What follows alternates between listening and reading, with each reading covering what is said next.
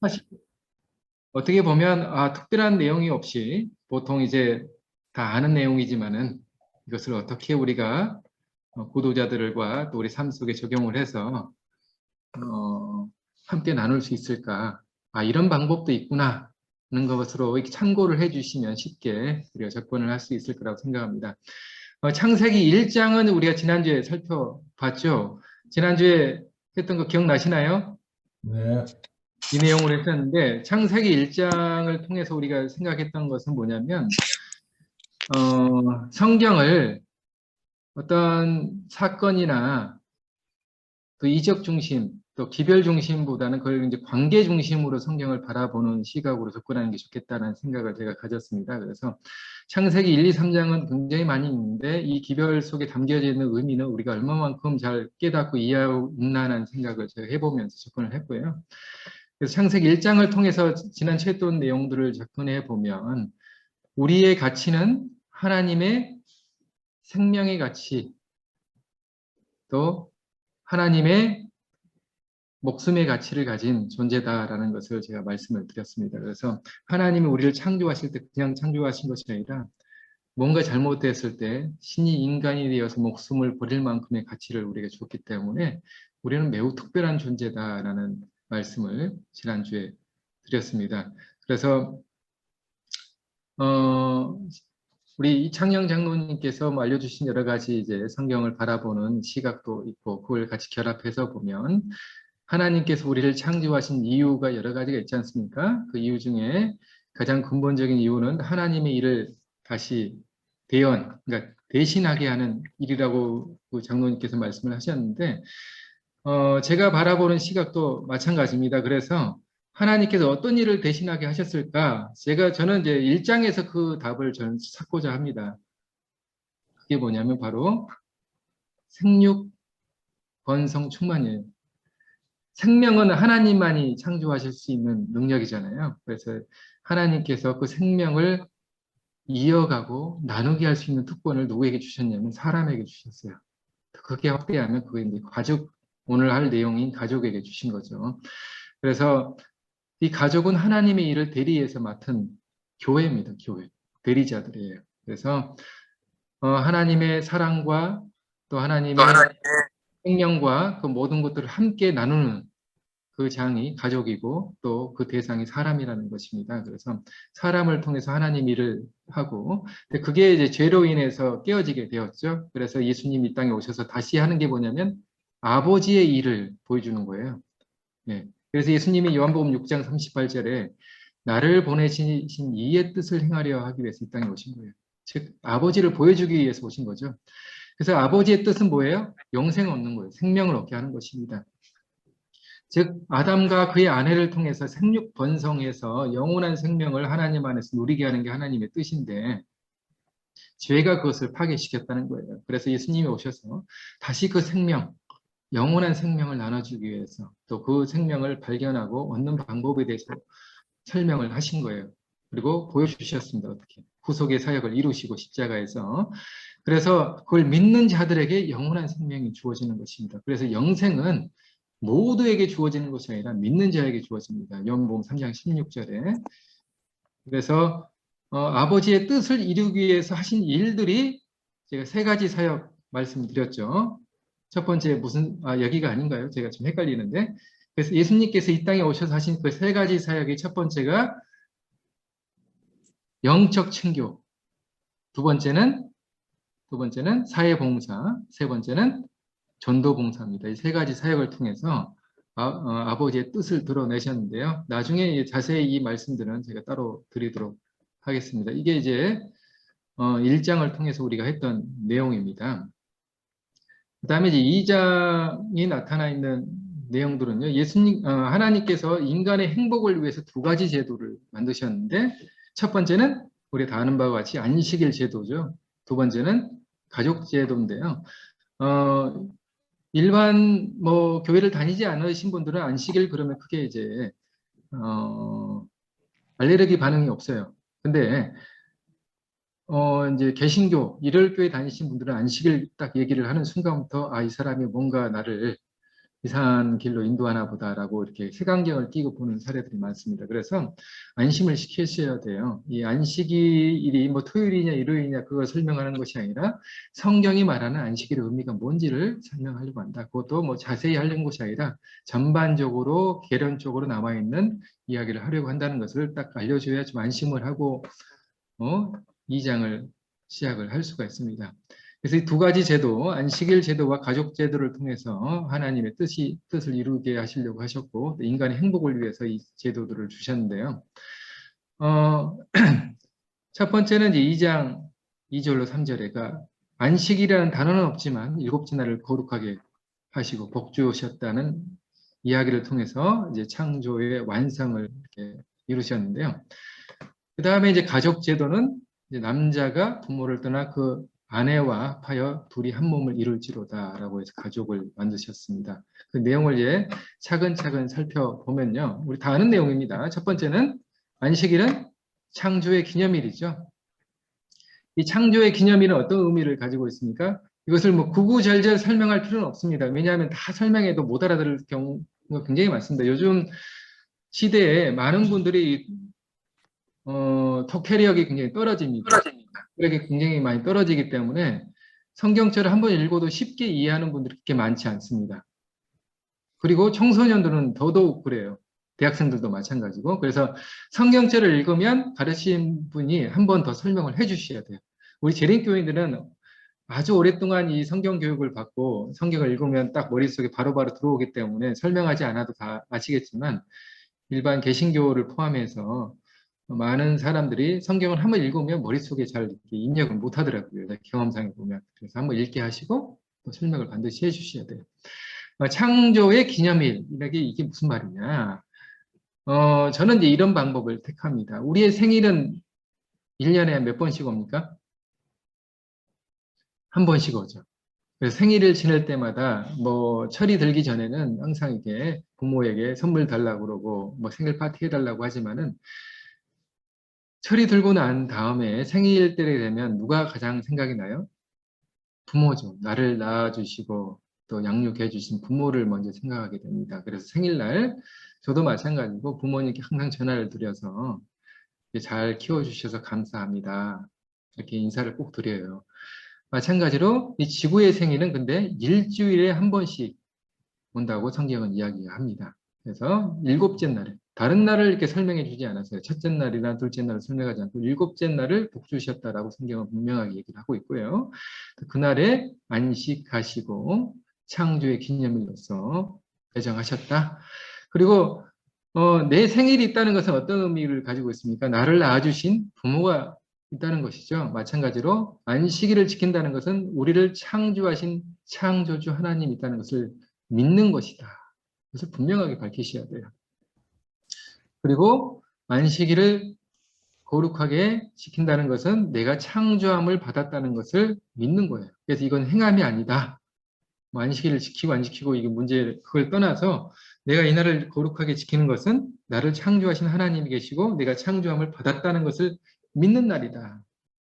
그래서 이 날은 지구의 생일 파티다. 간단하게 이렇게 설명하시면 되겠습니다. 두 번째는 성화의 기념일이에요. 거룩함. 우리 오효근 장로님께서 거기 카톡방에 이 거룩함에 대해서 안식일과의 관계에 대해서 올려놓으셨는데 굉장히 감동을 받았습니다. 굉장히 공감이 되고요. 예. 안식일을 통해서 하나님 거룩함을 알려주신 거예요. 그래서 거룩이란 원 뜻은 카도시라는 언어가 있는데 구별하다, 뭐 여러 가지 뜻이 있지만은 다르다라는 뜻이에요. 한마디로 얘기하면. 다른 날과 다르다는 거예요. 성도라는 뜻이 뭡니까? 세인트죠. 이 거룩한 물이 다르다는 거예요. 그 다음에 거룩한 장소는 또 뭐라고 합니까? sanctuary. 그래서 다 같은 의미에서 왔습니다. 어근에서 왔는데 거룩함이라는 뜻은 뭐냐면 다르다는 거예요. 다른 장소와 이 세속적인 것과 다르다는 것입니다. 그래서 성화의 기념일, 이 안식일은 이 날이 다른 날과 다르고 특별하고 신성시되었다는 것을 인정한다는 것입니다. 그래서 엿새 동안은 일할 것이나 일곱째 날은 큰 안식일이니 여호와께 거룩한 것이다 라고 그랬어요. 이 거룩하다는 것은 다르다는 것입니다.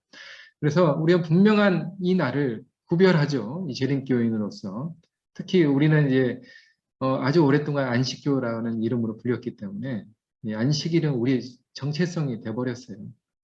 예, 누가 믿든 안 믿든 간에. 예.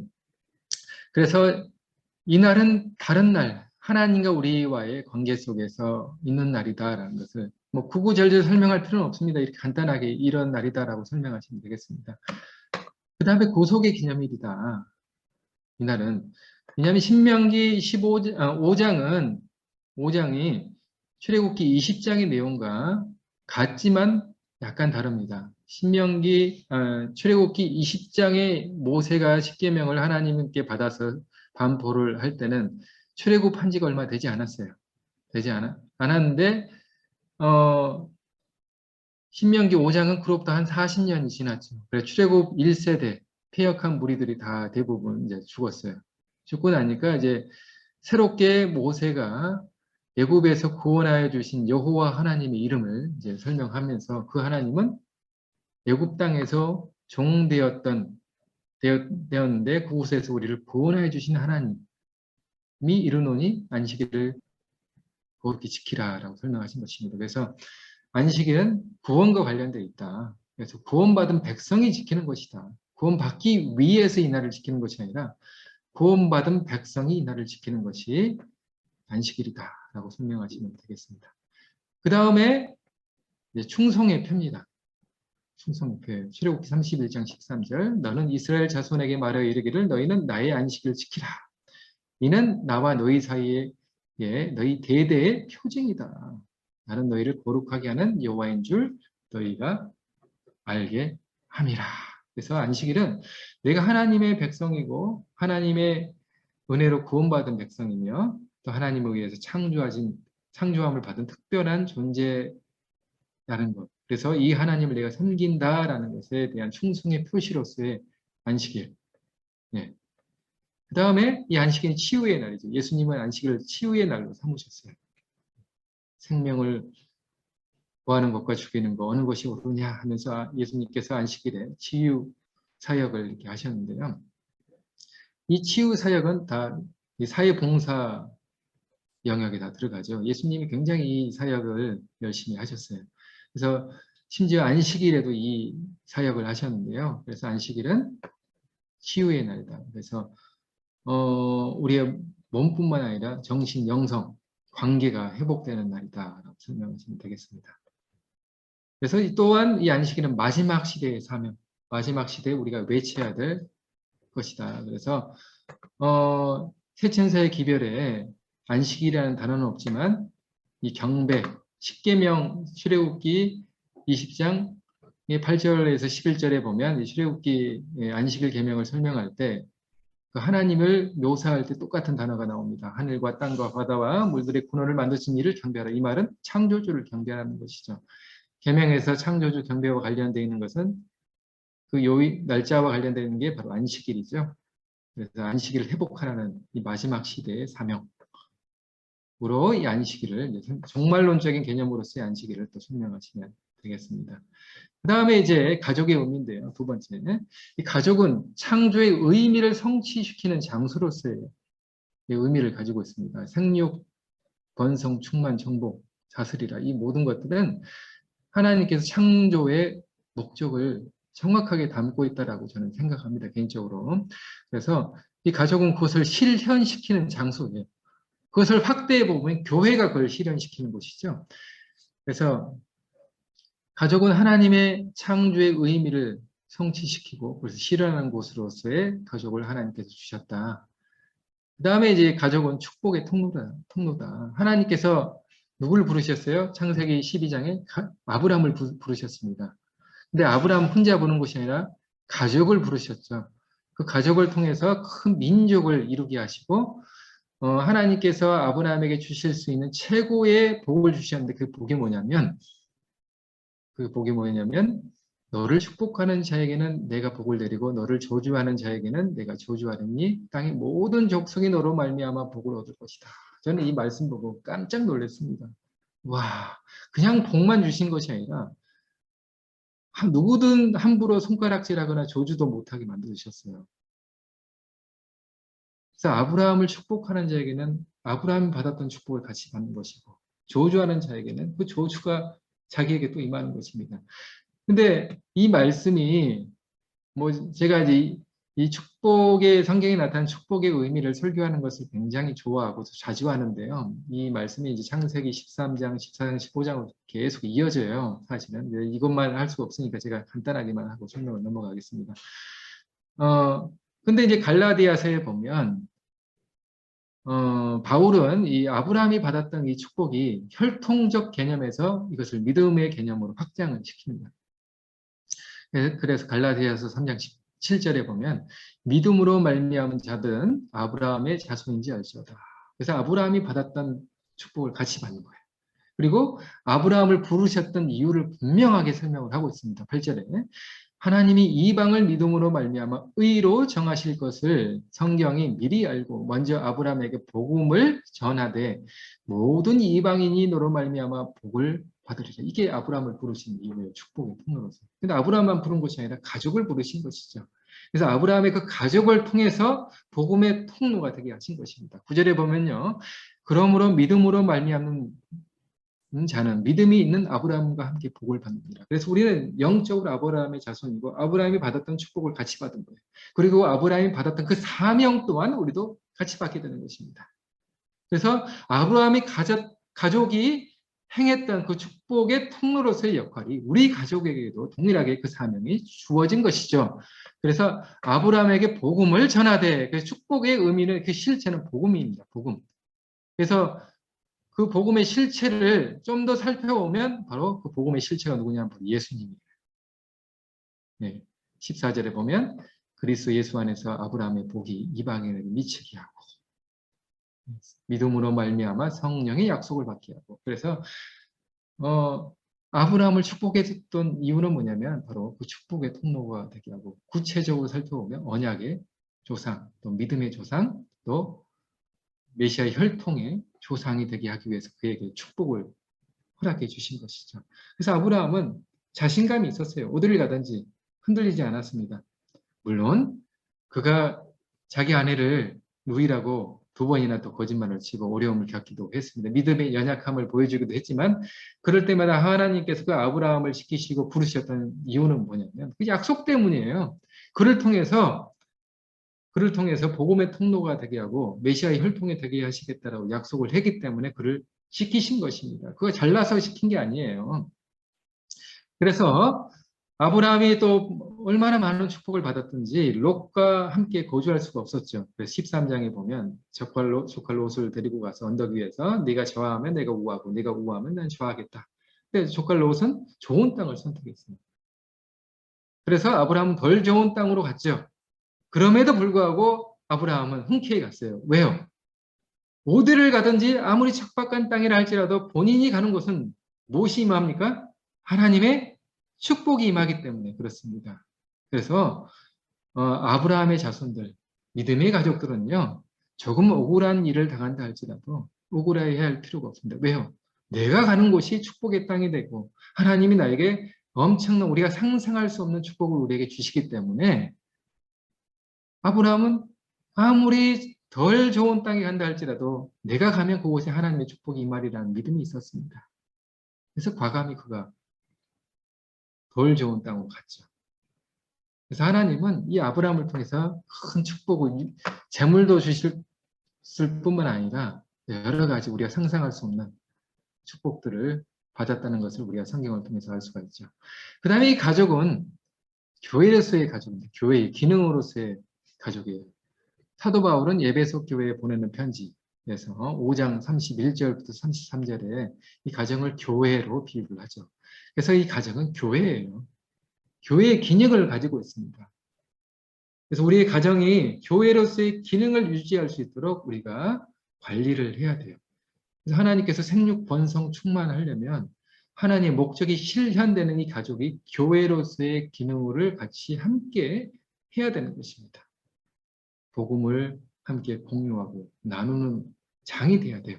예수님께서 행하셨던 3가지 사역이 실현돼야 되는 것입니다. 그게 뭐라고 그랬죠? 첫 번째는요. 영적 친교. 영적 친교는 그냥 먹고 노는 게 영적 친교가 아니라 사도행전 2장에 보면 영적 친교의 실체가 나타납니다. 사장하고 초대교회 당시에 사람들은 먹고 마시고 노는 것이 아니라 모여서 떡을 떼면서 어떻게 했어요?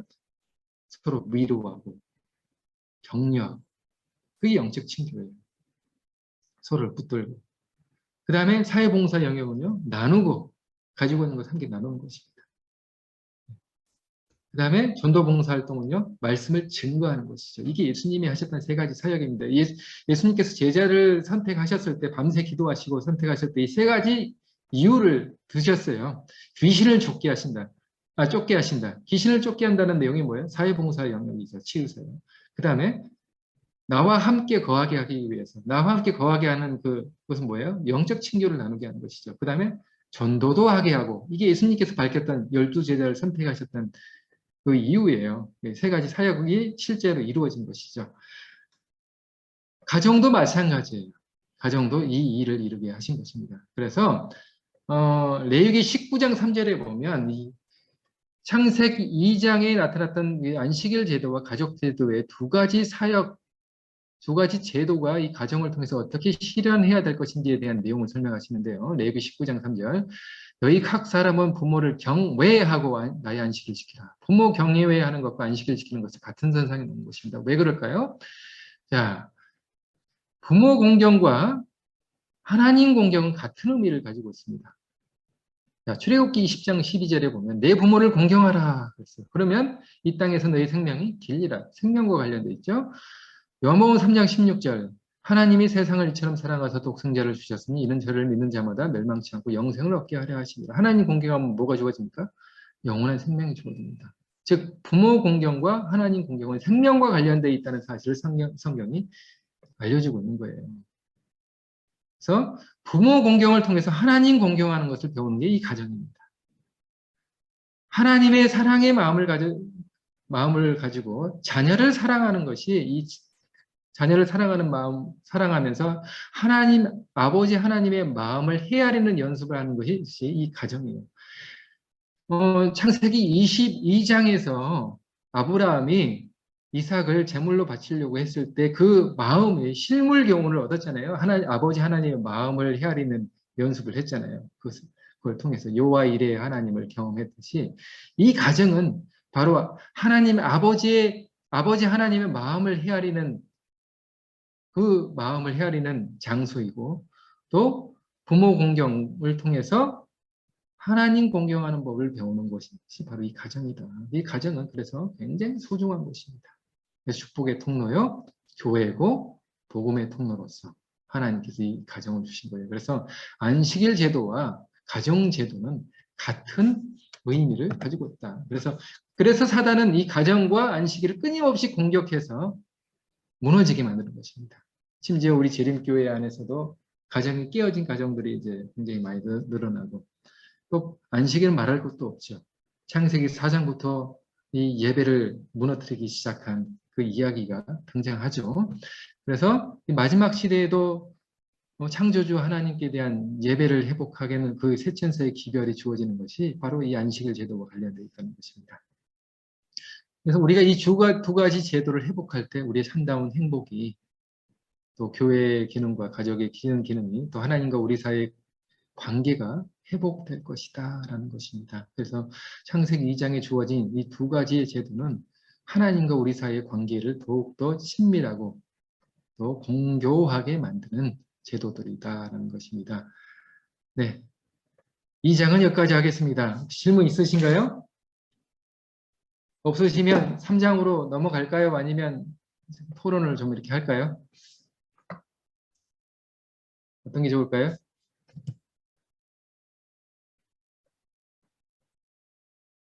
삼장 그러면 한 대까지 한번 해볼까요?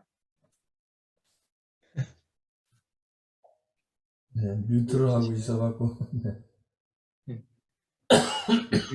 3장을 그러면 한 대까지 제가 한번 해보겠습니다. 시간이 좀 되시면. 3장은 제가 굉장히 많은 깨달음을 얻었던 장입니다. 그래서 굉장히 중요한 의미들이 담겨져 있고요. 또 3장을 통해서 성경을 전체적으로 조명할 수 있는 내용들이 이곳에 다 들어가 있어요.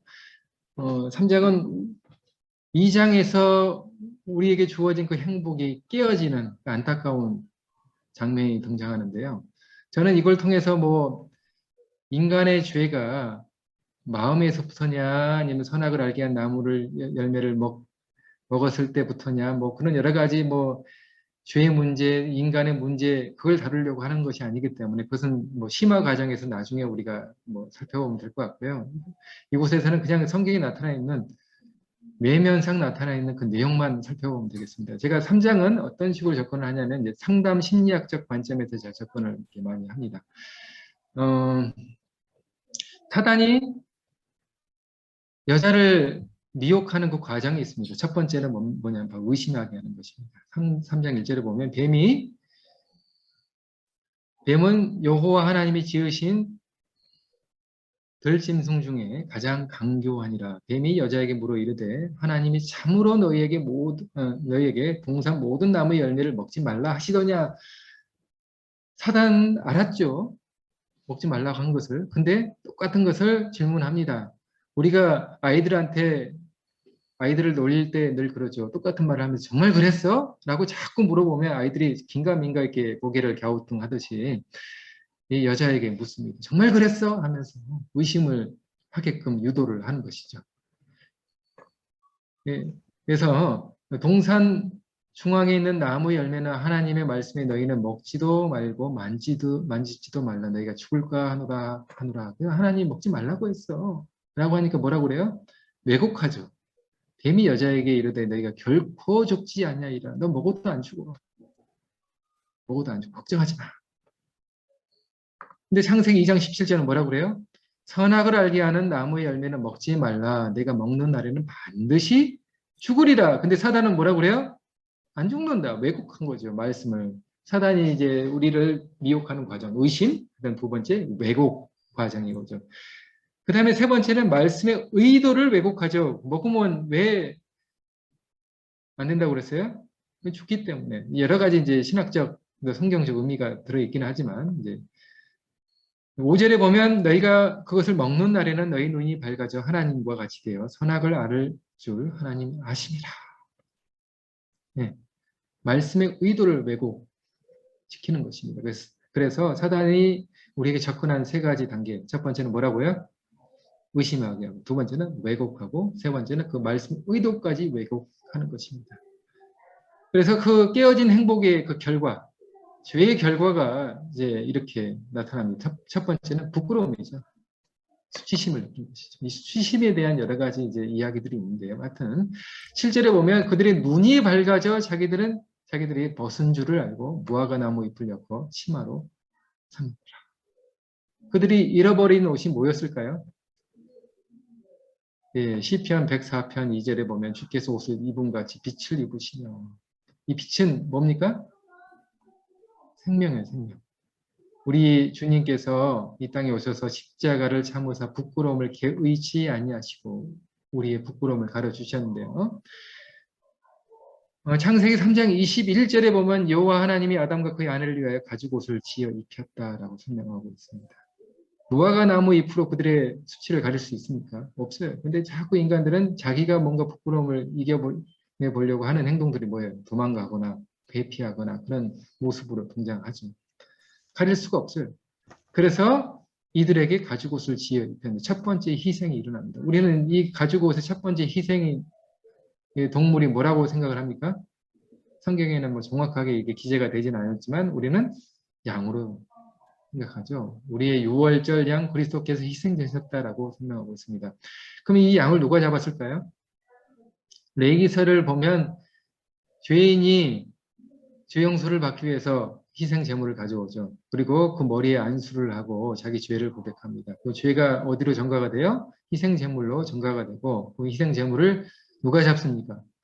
제사장이 잡아요? 죄인이 잡아요? 죄인이 잡죠. 죄인이 잡습니다. 그러면 그 패턴으로 보면 이 희생 제물은 누가 잡았을까요? 하나님이 잡았을까요? 아담과 하와가 잡았을까요? 네, 아담과 하와가 잡았겠죠. 네. 그래서 첫 번째 희생이 일어나는 것입니다. 얼마나 충격적이었을까요? 죽음, 피를 튀기면서까지 이렇게 가죽옷을 입힌 거죠. 근데 갈라디아서 3장 27절에 보면 누구든지 그리스도와 합하기 위하여 침례를 받은 자는 그리스도로 옷 입었느니라. 네, 우리가 지금 오늘날은 어떻게 우리의 수치심을 가립니까? 침례를 통해서. 근데 이 침례가 그냥 맞습니까?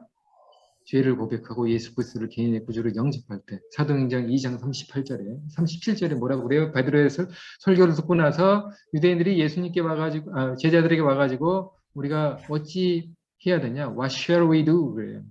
그러니까 베드로가 뭐라고 합니까?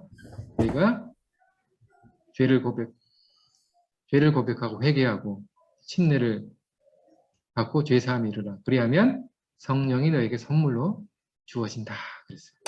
그 침례는 죄를 고백하고 회개하고 예수 그리스도를 개인의 구주로 영접하면서 이루어지는 거예요. 그러면서 우리의 수치를 가르는 것입니다. 그러면서 침례 이야기를 간단하게 끝내시면 됩니다. 저는 이제 이 창세기 3장 성경 공부할 때 침례 이야기를 바로 꺼내요. 그래서 최근에 침례 결심을 했던 이 필리핀 여청년도 바로 이때 침례 결심을 했습니다. 그래서 침례를 성경 공부 다 한 다음에 침례 이야기 할 필요 없어요. 중간중간에 침례 이야기를 간단하게 다 설명해 주셔야 됩니다. 네. 두 번째 감정이 뭐였어요? 수치심을 느끼고 두 번째는 두려움이죠. 두려움. 하나님께서 죄짓기 전에 아담과 하와는 하나님이 그들의 이름을 부를 때는 어떻게 했어요? 기쁨으로 답았습니다. 하나님 저희 여기 있습니다 하고 하나님과 함께 있는 것이 기뻐요. 근데 죄를 짓고 난 다음에 이들은 하나님과 함께 하는 것이 기쁩니까? 두렵습니까? 두려워. 두렵죠.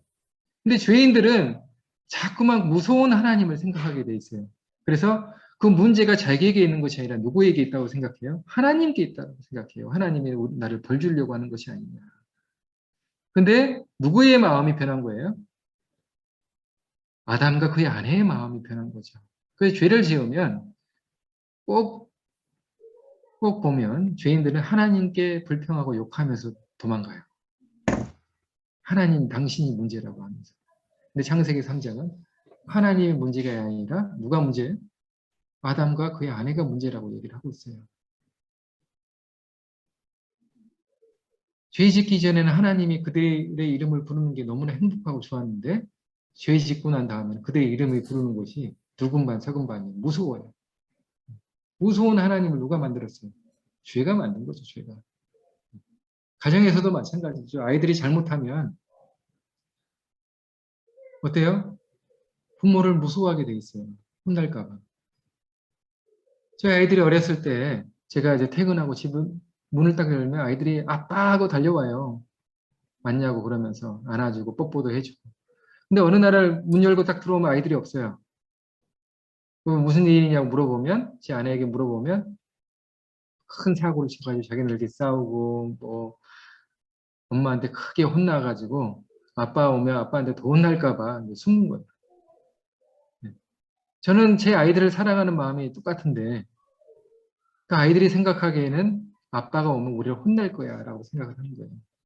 마찬가지입니다. 죄인들이 하나님을 무서운 하나님으로 만드는 거예요. 두렵게 만드는 것입니다. 그래서 도망가는 거예요. 그래서 첫 번째 감정이 뭐였어요? 수치심이었죠. 이 수치심은 우리 죄인들이 느끼는 감정입니다. 수치심이 너무 심해지면 어떻게 돼요?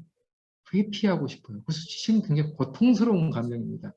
이제 이것을 상담 심리학적으로 이렇게 분석을 해보면 굉장히 심하게 혼나는 아이들 있잖아요. 어릴 때부터. 자기가 잘못한 것보다 더 심하게 혼났다라고 느껴지는 사람들은 수치심을 느끼게 돼 있어요.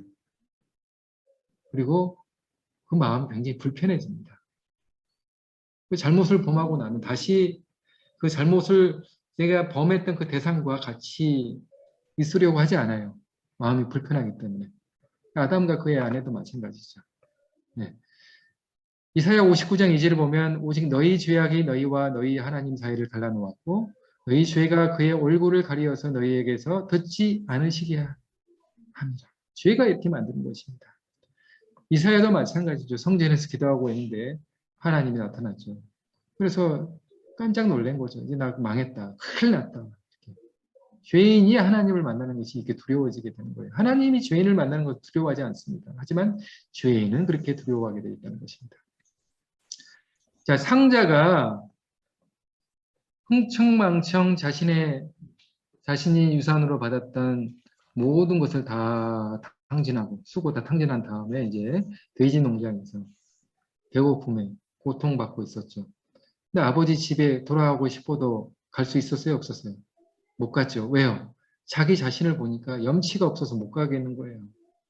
근데 도저히 이렇게 살다가 내가 죽을 것 같아요. 그때 누가 보여요? 아버지가 보인 거죠, 아버지. 네, 아버지가 보이죠. 근데 아버지는 어떤 하나님이에요? 그 집안에서 일하는 품꾼도, 종들에게도 살뜰하게, 정말 젠틀하게 대하시는 분으로 묘사를 하고 있어요. 자기를 바라봤을 때는 못 가는 거예요. 내가 아버지한테 못 쓸 짓을 했는데 어떻게 아버지한테 가느냐. 근데 아버지를 보니까 가게 되는 거예요. 마찬가지예요. 우리가 하나님을 두려워하고 도망가려고 하는 그 습성이 왜 나타나요? 내 자신을 보니까. 내 자신을 보니까 아버지가 어떻게 보여요? 무섭게 보이는 거예요. 근데 내 자신을 보는 것이 아니라 나를 사랑하시는 아버지, 사랑의 하나님의 모습으로 하나님을 바라보게 되면 내 자신은 어떻게 돼요? 받을 수 있는 존재로 바라보게 되는 것입니다. 대부분 우리가 두렵고 떨리는 또 도망가는 이유는 내 자신을 통해서 세상을 바라보고 내 자신을 통해서 이웃을 바라보고 내 자신을 통해서 하나님을 바라보기 때문에 갈등이 일어나고 도망가려고 해요. 우리는 예수님의 시각으로 이 세상을 바라보고 예수님의 시각으로 아버지 하나님을 바라봐야 됩니다. 그렇게 될 때 우리가 다시 하나님께 되돌아갈 수가 있습니다. 이 세상의 대부분의 종교는 노여워하는 신을 달래는 종교예요. 그래서 신청이가 인당시에 빠질 수밖에 없었던 이유가 뭐예요? 화가 난 바다의 신을 달래려고 왜 바다의 신은 처녀만 좋아하는지 모르겠어요.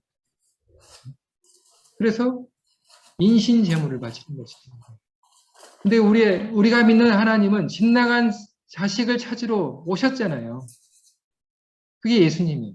이 땅에 오셔서. 아버지 하나님이 어떤 하나님인지에 대해서, 어떤 분인지에 대해서 보여주기 위해서 오신 거예요. 무서운 분 아니다.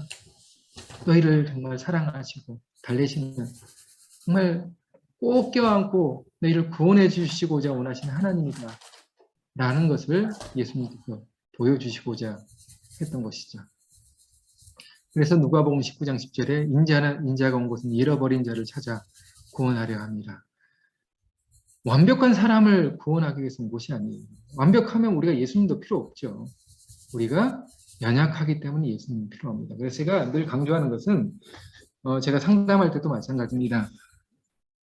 100%예요. 대부분 심리적인 문제를 가지고 있는 사람들은 100% 하면 좀 그러니까 99%의 문제를 가지고 있는 사람들은 어떤 사람들이냐면 대부분 늘 이렇게 마음에 수치심, 부담, 특히 이제 그리스도인들은 내가 이렇게 죄인인데 어떻게 하나님께 가느냐, 도저히 갈 용기가 나지 않는다. 그 죄책감 때문에 시달리다가 신앙을 버리는 사람이 많습니다. 그래서 저는 항상 뒤집어 생각하게끔 의 시각을 바꿉니다. 죄인이기 때문에 예수님이 필요하다. 죄인이기 때문에 죄를 짓는 것이고, 성경은 그래서 예수님이 이 땅에 오셔서 완벽한 자를 찾으러 오신 것이 아니라 부족한 사람을 찾으러 오신 것이다. 이게 예수님의 모습이다. 그래서 잠언 24장 16절, 의인은 7번 넘어질지라도 다시 일어나거니와. 넘어지지 않는 사람이 의인이 아니라 넘어질 수 있다는 거예요. 저는 그 성경절 보고 깜짝 놀랐습니다. 의인이 넘어지지 않는 자가 아니라 넘어질 수 있다는 거예요. 근데 다시 일어나는 거예요. 베드로처럼, 다윗처럼 다시 일어나는 거예요. 그래서 두려움의 신앙, 부끄러움의 신앙, 수치심의 신앙 생활로 인해서 자꾸만 도망가고 싶고 교회 가는 것이 주저하는 사람들에게 이 창세기 3장을 알려주셔야 됩니다. 내가 하늘에서 내려온 것은 내 뜻을 행하려 함이 아니요 나를 보내신 이의 뜻을 행하려 함이라. 이게 아버지 하나님의 뜻을 보여주는 거예요. 영생을 얻게 하는 것이. 집 나간 자식을 찾으러 오시는 하나님의 모습을 성경은 이야기하고 있는 것입니다. 우리가 완벽해야 하나님의 자녀가 되는 것이 아니에요. 탕자가 아버지 집에 갔을 때 깔끔하게 양복 입고 가는 것이 아니라 거짓골로 갔던 거예요. 거짓골로 간 그 자식이, 그 자녀가 아버지의 아들로서의 자격을 다시 회복하고 잔치를 베푼 것입니다. 하나님이 세상을 이처럼 사랑하사 독생자를 주셨으니 이는 그를 믿는 자마다 멸망하지 않고 영생을 얻게 하려 하십니다. 세 번째는 뭡니까? 변명입니다. 변명. 이거 우리가 잘하는 것이죠. 네. 내가 그 잘못을 인정하고 받아들이기 위해서는 그 책임, 그 결과를 이루는 책임이 너무나 두렵기 때문에 우리는 변명을 자주 하죠. 당신 때문이야 라고 했을 때, 내 때문에 본 것이 아니라 이 사람 때문입니다. 라고 이렇게 변명하는 것이 이 죄인의 습성이에요. 우리 아이들이 주로 하죠. 굉장히. 창세기 3장 11절에 누가 너의 벗었음을 내게 알렸느냐. 내가 내게 먹지 말라 명한 그 나무 열매를 내가 먹었느냐. 그러니까 아담이 뭐라고 그래요? 하나님이 주셔서 나와 함께 있게 하신 이 여자 때문입니다. 결국은 누구 때문이에요? 하나님 당신 때문이다 라고 하는 거예요. 하나님 탓입니다. 하나님 탓. 예전에 우리 아이들이 어렸을 때 특히 저희 아들이 그래요. 막 뛰어다니니까 제가 뭐라고 그러냐면 제 아들이 이름이 수찬인데 수찬아 이게 뛰어다니면 넘어지면 아파 조심해야 돼 라고 하는데도 이 아이는 그걸 잘 안 들어요. 막 뛰어다니다가 크게 넘어졌어요. 얼마나 아파요. 제가 가가지고 제 아들한테 수찬아 많이 아파 그러면 뭐 눈물이 글썽글썽하면서 일어서서 쓰면서 아빠 때문이야 그러는 거예요. 제가 깜짝 놀랐어요. 그때 아니 아빠는 수찬이한테 뛰어다니다가 넘어지면 다친다. 뛰어다니지 마라 얘기를 했는데 뛰어다니는 것은 너잖아. 네가 뛰어다니다가 넘어졌는데 이게 왜 아빠 탓이냐. 아니야 아빠 탓이야 라고 하는 거예요. 그러면서 이 창세기 3장을 보니까 너무 이게 와닿더라고요. 아담이 이 죄의 결과가 자기가 감당하기에 너무나 고통스럽거든요. 무섭거든요. 그러니까 결국 이 탓을 누구에게 돌려요? 하나님 탓. 그리고 이 여자 탓이고. 우리도 많이 그러죠. 교회에서 일어난 많은 사건, 사고가 있습니다. 김 집사, 이 집사가 싸우고 나면 결국은 나중에 누구 탓을 합니까? 목사님 탓을 해요. 왜요? 왜 김 목사님이 그 당시에 제대로 된 중재를 하지 않아서 우리가 이 사단이 나게 하셨습니까? 다 목사님 탓입니다. 그리고 교회 싸워가지고 교회 나갈 때 누구 탓을 해요? 하나님 탓으로 하고 마무리합니다. 다 하나님 탓이. 이게 우리 교회에서 일어나고 있는 일들이에요. 오늘날. 근데 이 베드로도 마찬가지죠. 예수님 십자가에 달려 돌아가셨을 때 어때요? 너도 갈릴리 사람이지 했을 때 3번 부인하고 마지막 때는 조주까지 하면서 맹세까지 하고 모른다. 그 형벌이 예수님의 그 당한 고통과 형벌이 내게 올까봐 내게도 올까봐 고통스러우니까 변명해 회피해버리는 거예요. 이게 죄인이 가지는 습성들이에요. 그러나 우리 주님께서는 이 땅에 오셔서 세상 죄를 지고 가시는 하나님의 어린 양의 모습으로 오시고 그리고 돌아가실 때는 많은 억울함과 아쉬움이 있었지만 한마디도 하지 아니하시고 우리의 죄를 지고 십자가에서 달려 돌아가셨던 것이죠. 우리 주님께서는 변명하지 않으셨어요. 그리고 십자가에서 수치를 당하시고 기꺼이 우리 죄를 지시고 십자가에서 달려 돌아가셨습니다. 창세기 3장을 통해서 우리가 배울 수 있는 것은 죄인은 수치를 당하고 두려워하고 변명하지만 우리 주님께서 이 땅에 오셔서 본인이 수치를 드러내시고 우리를 구원하시기 위해서 길을 열어주시고 두려워하시는 하나님은 그 하나님이 아니다. 사랑의 하나님이라는 것을 보여주시고 또 죄를 지시면서 변명하지 않으시면서 기꺼이 우리의 죄를 지시고 십자가에 달려 돌아가셨습니다. 창세기 3장에서는 그런 하나님의 사랑을 우리에게 보여주고 있다는 것을 설명하시면 되겠습니다. 네, 여기까지 하겠습니다. 아멘. 감사합니다. 아멘. 좀 더 하시면 좋을 것 같은데 거기까지만. 시간을 이걸 넘기신. 계속 하려고 하면 사실은 이 토막토막 하나가 1시간짜리예요. 예화도 넣고 성경의 여러 가지 이야기도 넣고 하는데 어, 저희 장로님, 집사님, 또 목사님들은 내용들 다 아시기 때문에 제가 간략하게 이렇게 제가 축약을 해서 설명을 드렸습니다. 목사님이 질문을 하면서 해야 더 재밌는데. 네, 사실은 그냥 제가 그렇게 합니다. 질문하면서 읽게 하고 거기 이제 성경을 공부하신 대상이 읽으면 다시 또 설명을 해줘요. 왜냐하면 성경 공부하신 분들은 한 번 읽고 나서 이게 잘 입력이 안 돼요. 저희처럼 생각하시면 안 됩니다. 재림교인들은 한 번 읽으면 입력이 빨리빨리 되는데 특히 개신교회도 마찬가지예요. 성경을 안 읽는 사람 굉장히 많습니다. 그래서 읽고 나서도 무슨 말인지를 모르시는 분들이 굉장히 많아요. 그래서 읽게 질문을 하고 하면서 하면 훨씬 더 효과가 좋아요. 같이 하니까.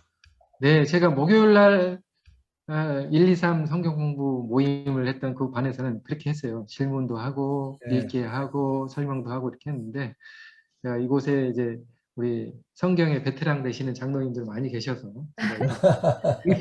리하게 제가 빠르게 이렇게 했습니다. 그 아까 말씀하신 그 탕자가 네, 그 저기를 남루한 옷을 거지 꼴로 아버지께 갖다 그랬잖아요. 네네네. 네, 그 말씀이 참 복음이에요, 그죠? 그렇죠. 근데 제가, 저는 대학원에서 상담을 공부했습니다. 그래서 뭐 상담 자격증도 실습을 통해서 다 땄고요. 그래서 이 상담을 하면서 제가 굉장히 그런 것을 많이 느꼈어요. 우리 특히 재림교인들이 가지고 있는 완벽주의, 완전주의 습성이 뭐냐면 자신의 한없이 부족함 때문에 하나님 안에서 좌절하고 그래서 도망가려고 하는 거예요. 네. 자꾸만. 이게 이제 마태복음 5장과 그다음에 로마서 7장의 바울의 사례를 통해서 이렇게 나오는데요. 마태복음 5장에 이제 48절에 보면 예수님께서 그랬잖아요. 너희의 아버지 하나님의 온전하신 같이 너희도 온전하라. 그 성경줄을 보면서 좌절하는 거예요. 많은 사람들이. 그래서 기도원이나 어디 말씀 집회에 갔다 오고 나서 큰 은혜를 받고 온 사람들이 며칠 지나면 좌절해요. 왜요? 그 말씀대로 못 살거든요. 그래서 좌절해서 뭐 저를 찾아와요. 저는 왜 그럴까? 그래서 제가 상담 공부하면서 알았어요. 제가 이제 가톨릭 대학교 상담 심리대학원에서 이제 공부를 하면서 그 전에는 왜 그럴까 몰랐는데 제가 상담을 공부해보고 나니까 알겠더라고요. 그게 뭐냐면 다 완벽주의적 성향 때문에 그런다는 것을 비로소 제가 깨닫게 되었어요. 그래서 바울이 그걸 문제를 똑같이 겪었습니다. 그게 로마서 7장에 나와요. 로마서 7장에 보면 그가 하나님의 말씀을 잘 지키려고 부단하게 노력을 했지만은 그렇게 되지 않은 자신의 모습을 발견하면서 로마서 7장 24절에 뭐라고 그래요?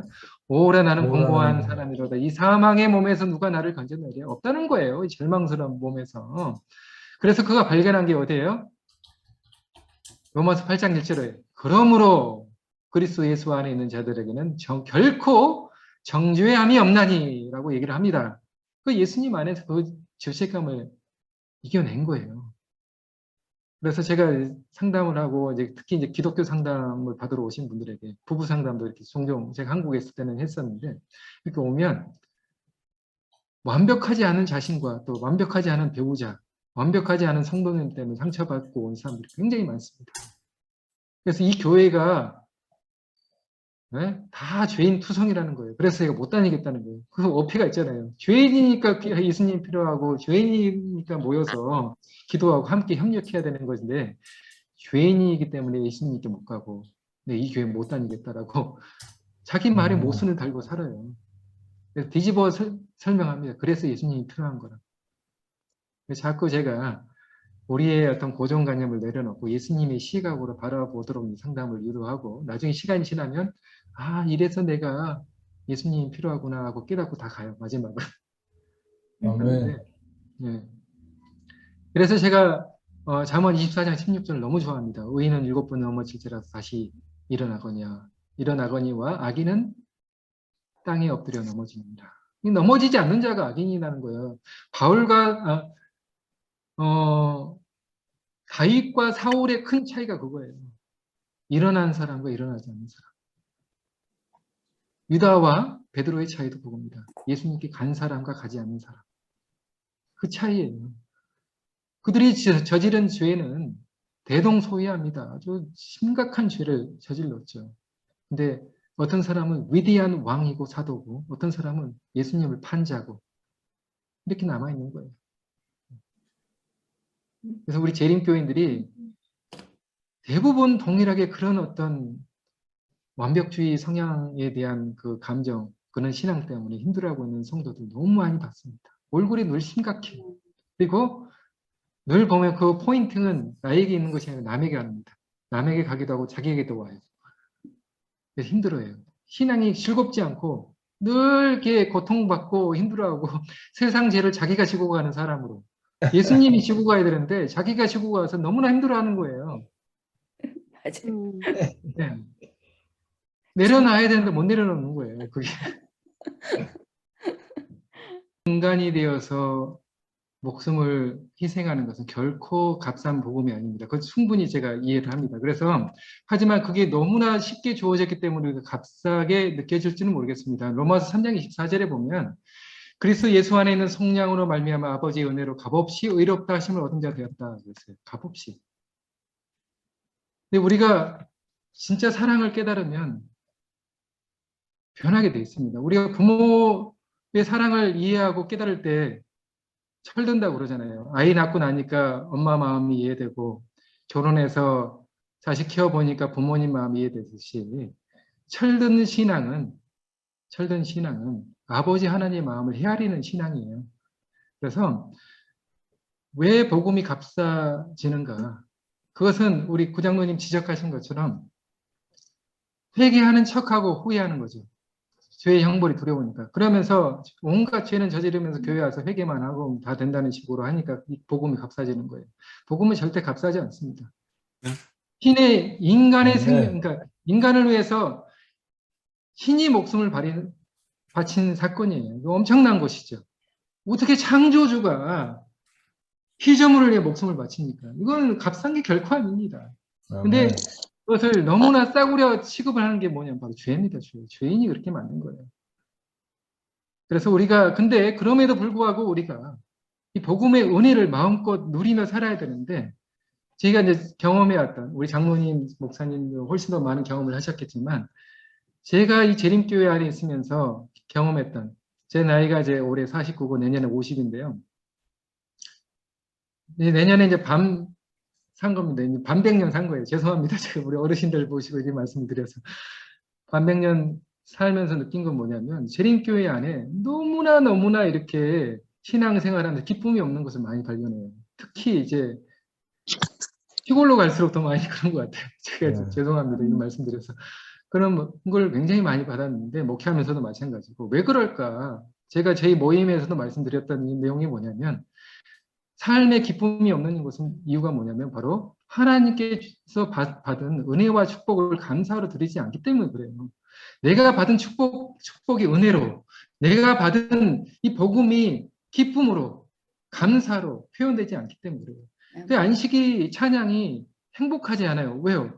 매일의 삶 속에 받은 은혜와 축복이 감사로 터져 나와야 안식일의 찬양이 너무나 복되고 눈물을 흘리면서 감격의 찬양이 나오는데 매일매일 신앙생활이 행복하지 않은데 어떻게 해서 안식일의 예배가 행복할 수 있겠습니까? 그래서 이 히브리인들의 신앙의 행복, 그 중심은 안식일이 있는 거예요. 안식 후 첫째 날이고 안식 후 둘째 날이지 그냥 일, 월, 화, 수, 목, 금, 토가 아니에요. 신앙에 안식일이 있는 거예요. 그리고 여섯째 날은 안식일 예비를. 그만큼 안식일을 소중하게 중심을 놓고 산 것입니다. 이건 관계 회복적 개념이에요. 네, 감사합니다. 우리가 복음 아까 오장님께서도 말씀하셨는데 복음이 우리 속에 들어와서 변화를 시키면 그거는 저는 케미컬 체인지, 화학적인 변화라고 저는 단정합니다.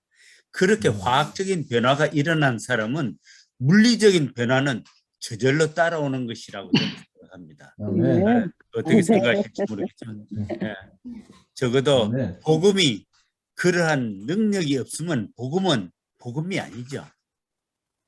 어떻게 복음이 그렇게 능력이 없겠습니까? 능력이 있는 복음이니까 우리 속에 들어왔을 때 화학적인 변화, 케미컬 체인지, 그 다음에 피지컬 체인지가 따라오는 거 저는 뭐 그렇게 생각합니다. 아멘. 아멘입니다. 네. 그 갈라디아서 2장 20절에 내가 그리스도와 함께 십자가에 못 박혔나니 그런 적 이제 내가 산 것이 아니요 오직 내 안에 그리스도께서 사신 것이라. 아멘. 이제 아멘. 내가 육체 가운데 사는 것은 나를 사랑하사 나를 위하여 자기 자신을 버리신 하나님의 아들을 믿는 믿음 안에 사는 것이다. 그러니까 내 안에 있는 예수님이 가능하게 하는 것이지 내가 가능한 게 아니에요. 상자가 내가 하려고 하니까 못 가는 거예요. 근데 아버지를 바라보니까 가게 되는 거예요. 우리가 신앙 그렇게 해야 된다고 생각합니다. 아멘. 그래서 믿음의 주여 또 온전케 하신 이 예수를 바라보라. 예수님 바라보고 신앙생활하는 것이지. 우린 자꾸 우리를 바라보니까 늘 절망스러운 거죠. 그래서 그걸 버리라는 거예요. 상담도 저는 이게 해결되면 상담도 기독교 상담 다 해결됩니다. 많은 사람들이 고통받고 오는 게 뭐냐면 바로 그것 때문에 그래요. 그래서 개인적 심리적인 어떤 문제를 가지고 온 사람들은 하나님에 대한 상도 왜곡시켜서 가져와요. 하나님 나를 벌하신 것 같다고. 100% 그렇게 옵니다. 근데 이걸 해결해 주면 대부분 치유가 돼서 갑니다. 아는 것이 영생. 네. 감사합니다. 네, 에레미야 2장 2절에 장로님 보면 감사합니다. 에레미야 2장 2절에 보면 광야에서 어떻게 나를 쫓았음을 내가 너를 위하여 기억하노라. 이 말씀 보면서 하나님이 보실 때 광야에서 이스라엘 백성들이 얼마나 수없이 반역하고 그랬어도 다 잊어버리고 잘한 거 한 가지만 기억해 주시는 그 하나님의 사랑에 대해서 감동을 했습니다. 아멘. 그런 아멘. 사랑을 배우고 실천해야 되겠다. 아멘. 봤습니다. 감사합니다. 예, 우리 다음 시간이 우리 오효근 네네. 다음 클래스 하셔야지 돼가지고 우리 김정태 목사님 기도로 끝내주고 다음 창세기 3장 또 다음 주에 해주시죠? 네, 제가 죄책감에 대해서 한 번 더 해드리겠습니다. 네, 죄책감. 네, 아주 성경의 좋은데요. 죄책감 네. 문제를 어떻게 해결할 것인지. 네네, 죄책감에 대해서. 네, 기대됩니다. 기도하겠습니다. 하나님, 우리는 연약하여 하나님을 두려워하고 도망가려고 하고 변명하는 죄인들입니다. 하지만 우리 주님께서 친히 부끄러움을 당하시고 수치심을 드러내시고 우리가 두려워할까 봐 우리와 같은 모양으로 이 땅에 오셔서 아버지 하나님의 사랑의 하나님의 모습을 보여주시며 세상 죄를 지고 가시면서도 변명하지 않아야 하시고 우리를 죽기까지 사랑하시는 아버지 하나님의 그 사랑을 인하여 감사합니다. 그 사랑에 반응하는 주의 백성 되도록 축복하여 주시옵소서.